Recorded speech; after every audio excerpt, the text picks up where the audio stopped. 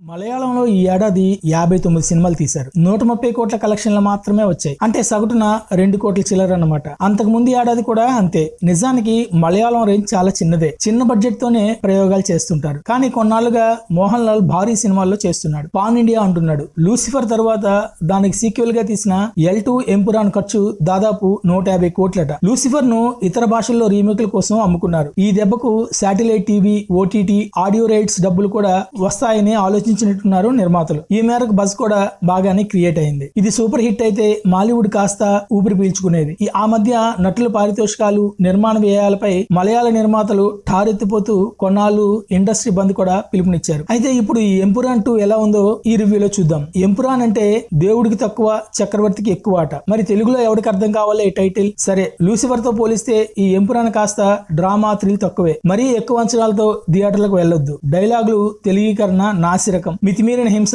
దానికి international level actions. దర్శకుడు పృథ్వీరాజ్ సుకుమారన్ ఎక్కువగా మోహన్ లాల్ పాపులారిటీని, ఇమేజ్ ని క్యాష్ చేసుకునేలా ఎంతసేపు ప్రతి సీన్ లోనూ ప్రతి పాత్రకు ఎలివేషన్స్ ఇచ్చాడు. మోహన్ లాల్ ఎంట్రీ కూడా అంతే. తాను రావడమే సినిమా ప్రారంభమయ్యా గంట సేపటికి వస్తాడు. మాస్ పోకడ, కథ సోసో. కేరళ రాజకీయాలు తెలుగు ప్రేక్షకుడికి పెద్దగా ఎక్కువ. కాకపోతే మోహన్ లాల్, మంజు వారియర్, టొవినో థామస్ తదితరుల నటన సినిమాకు ప్రాణం పోసింది. 1-2 చోట్ల దర్శకుడు కూడా ఓ పాత్రలో కనిపిస్తాడు. అభిమన్యు సింగ్ అందరికన్నా ఇంకాస్త బెటర్ గా చేశాడు. నిర్మాణ విలువలు ఓ రేంజ్ లో ఉంటాయి. అక్కడక్కడ హాలీవుడ్ రేంజ్ కూడా కనిపించింది. కాకపోతే బీజిఎం చాలా పూర్. సినిమాటోగ్రఫీ, విజువల్స్ బాగున్నాయి. ఎడిటింగ్ కూడా పూర్ గా ఉంది. దాదాపు 3 గంటల నిడివి సినిమా. సో లూసిఫర్ తో పోలిస్తే నిరాశ తప్పదు. 3వ భాగం కూడా ఉంటుందని హింట్ ఇచ్చారు. పెద్దగా భావోద్వేగాలు గట్రా ఏమీ ఆశించొద్దు. ఎక్స్ట్రీమ్ యాక్షన్ అయినా, కామెడీ అయినా ఏదైనా ఎక్స్ట్రీమ్ గానే ఉండాలి. కేజీఎఫ్, పుష్ప, ఆర్ఆర్ఆర్ ఇలా ఏది తీసుకున్నా అంతే. చివరకు సంక్రాంతికి వస్తున్నాంలో కామెడీ కూడా ఎక్స్ట్రీమ్ అంటే అతి. అదిగో ఆ భావజాలంతోనే